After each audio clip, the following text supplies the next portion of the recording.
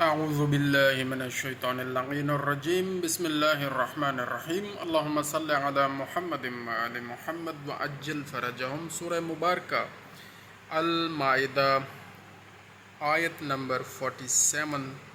وَلْيَحْكُمْ أَهْلُ الْإِنْجِيلِ بِمَا أَنزَلَ اللَّهُ فِيهِ وَمَن لَّمْ يَحْكُم بِمَا أَنزَلَ اللَّهُ فَأُولَئِكَ هُمُ الْفَاسِقُونَ۔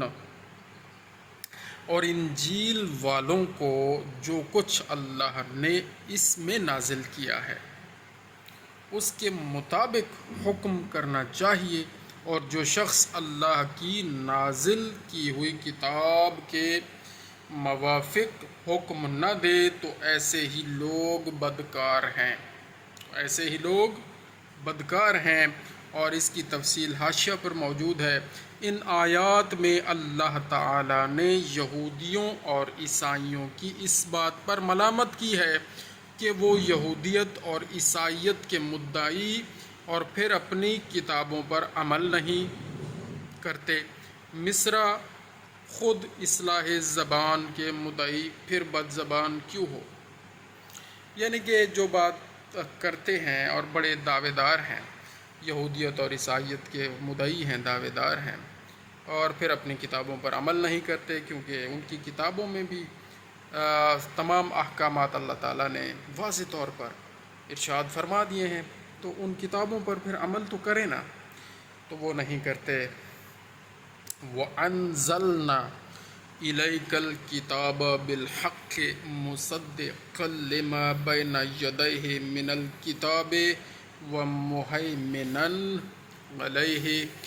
عَلَيْهِ فَاحْكُم بَيْنَهُم بِمَا أَنزَلَ اللَّهُ وَلَا تَتَّبِعْ أَهْوَاءَهُمْ عَمَّا جَاءَكَ مِنَ الْحَقِّ لِكُلٍّ جَعَلْنَا مِنْكُمْ شِرْعَةً وَمِنْهَاجًا وَلَوْ شَاءَ اللَّهُ لَجَعَلَكُمْ أُمَّةً وَاحِدَةً وَلَكِنْ لِيَبْلُوَكُمْ فِيمَا آتَاكُمْ فَاسْتَبِقُوا الْخَيْرَاتِ إِلَى اللَّهِ مَرْجِعُكُمْ جَمِيعًا فَيُنَبِّئُكُم بِمَا كُنتُمْ فِيهِ تَخْتَلِفُونَ۔ اللہ اکبر۔ اللہ تعالیٰ نے ارشاد فرمایا، اور اے رسول صلی اللہ علیہ وآلہ وسلم، ہم نے آپ پر بھی برحق کتاب نازل کی کہ جو کتاب اس کے پہلے سے اس کے وقت میں موجود ہے اس کی تصدیق کرتی ہے، یعنی قرآن کریم پہلے سے موجود آسمانی کتابوں کی تصدیق کرتی ہے اور اس کی نگہبان بھی ہے۔ تو جو کچھ تم پر اللہ نے نازل فرمایا ہے اسی کے مطابق تم بھی حکم دو، اور جو حق بات اللہ کی طرف سے آ چکی ہے بے شک اس سے کترا کے ان لوگوں کے خواہش نفسانی کی پیروی نہ کرو، اور ہم نے تم میں سے ہر ایک کے واسطے حسب مصلحت وقت ایک شریعت اور خاص طریقہ مقرر کیا ہے، اور اگر اللہ چاہتا تو تم سب کے سب ایک ہی شریعت کی امت بنا دیتا، بے شک یعنی ایک ہی امت بنا دیتا اگر اللہ چاہتا، مگر مختلف شریعتوں سے اللہ کا مقصود یہ تھا کہ جو کچھ تمہیں دیا ہے اس میں تمہارا امتحان کرے، بس تم نیکیوں میں لپک کر آگے بڑھ جاؤ اور یقین جانو کہ تم سب کو اللہ ہی کی طرف لوٹ کر جانا ہے، تب اس وقت جن باتوں میں تم اختلاف کرتے ہو وہ تمہیں بتا دے گا۔ جب ہم سب اللہ کی طرف لوٹ کر جائیں گے تو جو جو اختلافات ہیں پھر اللہ تعالیٰ خود سب بتا دیں گے۔ تو یہ احکامات اللہ تعالیٰ نے واضح طور پر قرآن کریم میں نازل فرما دیے ہیں۔ وَأَنِحْكُمْ بَيْنَهُمْ بِمَا أَنزَلَ اللَّهُ وَلَا تَتَّبِعْ أَهْوَاءَهُمْ وَاحْذَرْهُمْ أَنْ يَفْتِنُوكَ عَنْ بَعْضِ مَا أَنزَلَ اللَّهُ إِلَيْكَ فَإِن تَوَلَّوْا فَاعْلَمْ أَنَّمَا يُرِيدُ اللَّهُ أَن يُصِيبَهُم بِبَعْضِ ذُنُوبِهِمْ وَإِنَّ كَثِيرًا مِّنَ النَّاسِ لَفَاسِقُونَ۔ بے شک اور اے رسول صلی اللہ علیہ وآلہ وسلم، ہم پھر کہتے ہیں کہ جو احکام اللہ نے نازل کیے ہیں، جو احکام اللہ تعالیٰ نے نازل کیے ہیں، آپ اس کے مطابق فیصلہ فرما دو، آپ اس کے مطابق فیصلہ کرو اور ان کی بے جا خواہش نفسانی کی پیروی نہ کرو۔ اللہ اکبر، یہ پھر فرمایا گیا ہے، اللہ اکبر۔ اور اے رسول صلی اللہ علیہ وآلہ وسلم، ہم پھر کہتے ہیں، اللہ اکبر، کہ جو احکام اللہ نے نازل کیے ہیں تم ان کے مطابق فیصلہ کرو اور ان کی بے جا خواہش نفسانی کی پیروی نہ کرو، بلکہ تم ان سے بچے رہو۔ ایسا نہ ہو کہ کسی حکم سے جو اللہ نے تم پر نازل کیا ہے تم کو یہ لوگ بھٹکا دیں، پھر اگر یہ لوگ تمہارے حکم سے منہ موڑیں تو سمجھ لو کہ گویا اللہ ہی کی مرضی ہے کہ ان کے بعض گناہوں کی وجہ سے انہیں مصیبت میں پھنسا دے، اور اس میں تو شک نہیں کہ بہتیرے لوگ بد چلن ہیں، اس میں تو شک نہیں، بہت سارے لوگ جو ہیں نا وہ بد چلن ہیں۔ تو احکامات کا پہنچا دینا رسول اللہ صلی اللہ علیہ وآلہ وسلم پر کتنی تاکیداً اللہ تعالیٰ نے اور واضح طور پر بار بار فرمایا، اور ان میں سے ان احکامات میں سے ایک حکم تو بڑا واضح ہے کہ من کنت مولا فہذا علی مولا، جس کا میں مولا ہوں اس کا یہ علی مولا ہے۔ آخری حکم یہی پہنچایا، اور یہ حکم جب پہنچایا اور اس کی بڑی تاکید تھی اور بار بار آیات نازل ہوئیں اس حکم کے پہنچانے کے لیے، اور رائٹ ٹائم وہی تھا جب حضور پاک نے بتا دیا، فرما دیا، حکم پہنچا دیا، بلغ پہنچا دیا، پھر اللہ تعالیٰ نے دین کو مکمل کرنے والی آیت بھیجی، الیوم اکملت لکم دینکم واتممت علیکم نعمتی۔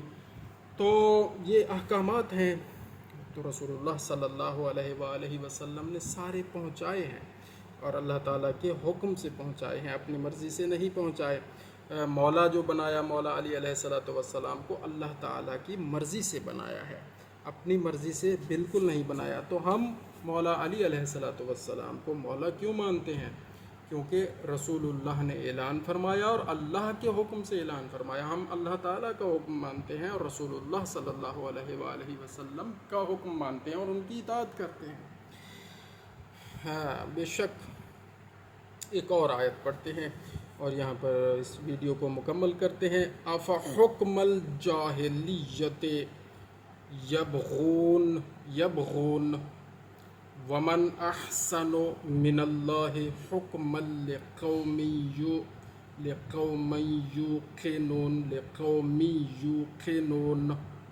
بے شک افحکم الجاہلیت یبغون، کیا یہ لوگ زمانہ جاہلیت کے حکم کی تم سے بھی تمنا رکھتے ہیں؟ کیا یہ لوگ زمانہ جاہلیت کے حکم کی آپ سے بھی تمنا رکھتے ہیں؟ حالانکہ یقین کرنے والے لوگوں کے واسطے حکم میں سے اللہ سے بہتر کون ہوگا؟ اللہ اکبر۔ یعنی بات یہ ہے کہ یقین کرنے والے لوگوں کے واسطے حکم میں سے اللہ سے بہتر کون ہوگا؟ حکم نہیں، حکم میں سے، حکم یعنی حکم دینے والا اللہ سے بہتر اور کون ہے؟ فیصلہ فرمانے والا، حاکم اعلیٰ، اللہ سے بہتر تو کوئی اور ہے نہیں۔ تو جب اللہ نے حکم جو دے دیا تو اس پر عمل کریں۔ اللہ نے کہا من کنت مولا کا اعلان کر دو، تو حضور پاک نے اعلان کر دیا تو مانیں، حکم مانیں، اللہ نے بنایا تو اللہ پہ ایمان رکھیں۔ تو بہرحال اور بھی بہت ظاہر ہے، جتنے بھی احکامات نازل ہوئے ان سب کی بات ہے، سب پہ عمل کرنا ہے۔ تو ان میں سے ایک اہم ترین جو روح شریعت ہے وہ یہ ہے کہ مولا علی علیہ السلام کو مولا مانیں گے تو تب مولا رسول اللہ صلی اللہ علیہ وآلہ وسلم کو بھی مولا، پھر ہمارا ماننا قبول ہوگا، اور پھر اللہ تعالیٰ کو اللہ ماننا ہمارا قبول ہوگا۔ تو یہ ایک ترتیب ہے۔ تو اس کی ڈیٹیل میں حاشیے پر تھوڑا سا کچھ ہے۔ چونکہ عرب میں قرآن مجید کے قبل کوئی کتاب نازل نہیں ہوئی تھی، بلکہ سب سے پہلی آسمانی کتاب ان کے لیے قرآن ہی ہے، اس لیے اسلام کے قبل کے زمانہ کو زمانہ جاہلیت کہتے ہیں۔ اور اسی آیت میں اللہ تعالیٰ نے یہی ارشاد فرمایا، کیا یہ لوگ زمانہ جاہلیت کے حکم کی تم سے بھی تمنا رکھتے ہیں، حالانکہ یقین کرنے والے لوگوں کے واسطے حکم میں سے اللہ سے بہتر کون ہوگا، یا حکم دینے والے حکم میں سے، حکم میں سے خدا سے بہتر کون ہوگا۔ اللہ تعالیٰ ہماری غلطیوں کو معاف فرمائے، اور ہماری یہ جو کوشش ہے قرآن مجید پڑھنے کی، سمجھنے کی، اس پر عمل کرنے کی، اللہ تعالیٰ قبول فرمائے اور اس کا پیغام آگے پہنچانے کی توفیق عطا فرمائے۔ ہم ظاہر ہے کم علم لوگ ہیں، اور اللہ تعالیٰ سے دعا مانگتے ہیں کہ یا اللہ قرآن کریم کی کتاب، یہ جو آپ کے احکامات نازل ہیں، ہمارے لیے آسان فرما دیں، اور ہمیں قرآن کریم پڑھنے والوں، سمجھنے والوں میں شمار فرما دیں، سمجھانے والوں میں، سمجھنے والوں میں، عمل کرنے والوں میں، اور پھر آگے سمجھانے والوں میں شمار فرما دے۔ کیونکہ حضور پاک نے ارشاد فرمایا ہے کہ تم میں سے بہتر وہ ہے جو قرآن کریم سیکھے اور سکھائے، جو قرآن کی تعلیم حاصل کرے اور قرآن کی تعلیم دے۔ تو ہم بہرحال حاصل کرنے والوں میں تو شامل ہو جائیں، آمین بجاہ النبی الکریم۔ یا اللہ کریم ہمارے زمانے کے امام کے ظہور میں جلدی فرمائیے، اور ہمیں ان کے سپاہیوں میں شمار فرمائیے، نہ صرف مجھے، میرے اجداد کو بھی، مجھے بھی، میری موجودہ نسلوں کو بھی، میرے بہن بھائیوں کو، جمیع مومنین مومنات کو، اور ہمارے اہل و عیال کو، ہم سب کو سپاہی امام زمانہ بنا دیجیے، آمین بجاہ النبی الکریم و چہارد معصومین۔ اللہم صلی علی محمد و آل محمد وعجل فرجہم۔